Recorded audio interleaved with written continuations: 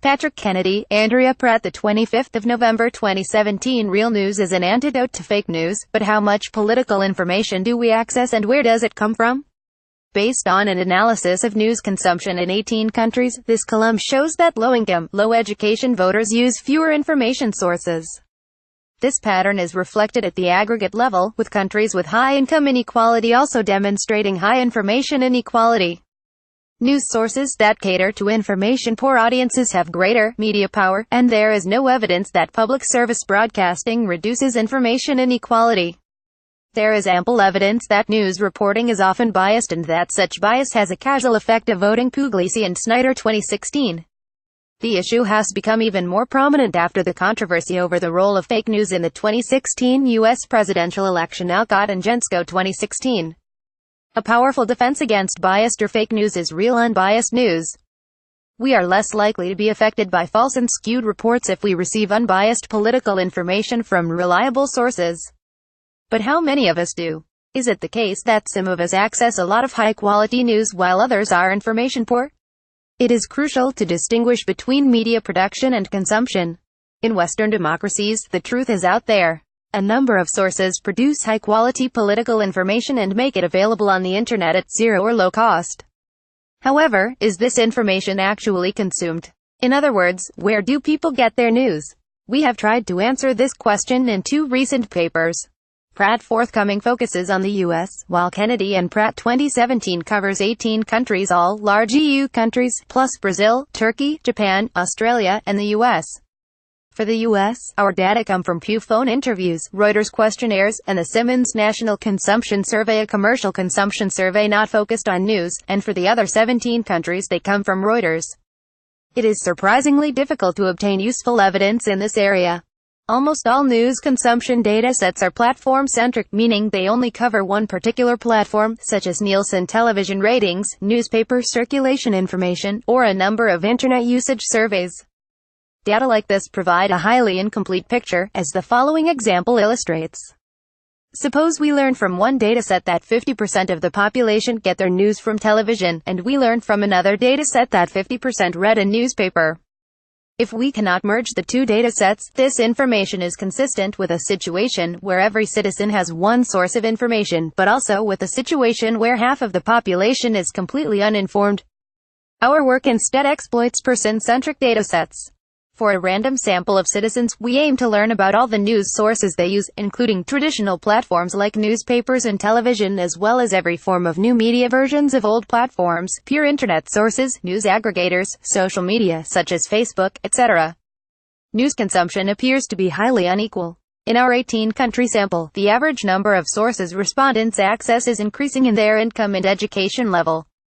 All else equal, the average college-educated respondent in the top third of the income distribution consumes two more sources than the average high school graduate in the bottom third of the income distribution. The information inequality pattern observed in the individual level data is mirrored by a similar pattern at the country level.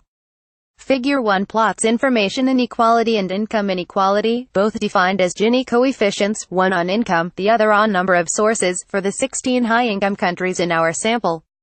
The positive correlation between these two kinds of inequality is evident. The two countries where the debate on news manipulation is most salient, the US in reference to the Trump election and Britain with respect to the Brexit vote, are outliers in the top right of the plot. This evidence resonates with the Petrova's 2008 prediction that media capture is more likely in countries with higher income inequality. Figure 1 income and information inequality. Note: figure excludes Brazil and Turkey. Data source Reuters. The presence of large swaths of the population with highly concentrated news consumption means that the news organizations that cater to them are potentially highly influential. One rough way of measuring the power of a specific news source is to compute its attention share, which in its simplest form is defined as the share of citizens that get news from that source divided by the total number of sources they use. Thus, a source with a large attention share must have a large number of users, and those users must not follow many other sources. Table 1 displays the 15 U.S. news organizations with the largest attention shares. A news organization is defined as a set of jointly owned news sources. By this measure, Rupert Murdoch is the most powerful U.S. news owner, both because Fox News has a large viewership and its viewers are information poor. They access a smaller number of other sources than users of most other sources. Table 1. Attention shares of U.S. news organizations. This observation explains why the most powerful commercial news organizations in the world tend to be television companies. A rough measure of the media power of a news organization is its ability to swing X% of the votes in a national election if Y% of its users are completely naive and will believe anything it says. Figure 2 ranks commercial news organizations around the world based on media power. The vertical axis depicts the percentage of users of that organization that must be naive for the organization to be able to swing 1% of the votes, e.g. turn a 49% loss into a 51% win, 2% of the votes, or 5% of the votes. According to the figure, the presence of even a relatively small minority of naive voters is sufficient for those media organizations to swing election outcomes. Figure 2 share of votes needed to swing 1%, 2%, and 5% of the vote. While news sources are increasingly important, the world's most powerful news organizations are still predominantly television-based. Point 1. Obviously, the data cannot tell us whether media companies would actually want to exercise that power to manipulate the democratic process, but media regulators around the world should certainly be concerned by the possibility. Given the continued importance of television, what is the role of direct public news provision? Of the 18 countries in the sample, 16 have a large public service broadcaster. In Germany, Italy, the UK, and other smaller countries, the most powerful news organization is government-controlled. Does public service broadcasting reduce information inequality? Unfortunately, our data indicate that public broadcasters do not particularly cater to the information poor. People who state television are, on average, wealthier and more educated than people who use the largest commercial news provider. In conclusion, the available evidence indicates that information inequality plays an important role in determining the vulnerability of certain segments of voters to news manipulation.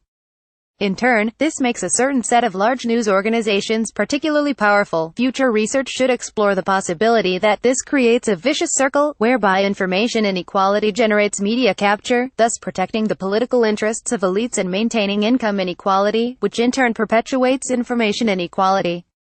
References: Alcott, H&M Gensko 2017, Social Media and Fake News in the 2016 Election, Journal of Economic Perspectives 312. Kennedy, P. and A. Prat 2017, Where Do People Get Their News? CEPR Discussion Paper 12426. Petrova, M. 2008, Inequality and Media Capture, Journal of Public Economics. Pratt, A. Forthcoming, Media Power, Journal of Political Economy. Pugliese, R. and J. M. Snyder 2016, Empirical Studies of Media Bias, in S. P. Anderson, D. Stromberg, and J. Waldvogel, Handbook of Media Economics, Volume 1b, Amsterdam Elsevier, North Holland, pp. 647,667. Endnotes 1. As the Reuters survey is conducted, the results are, if anything, biased against old platforms.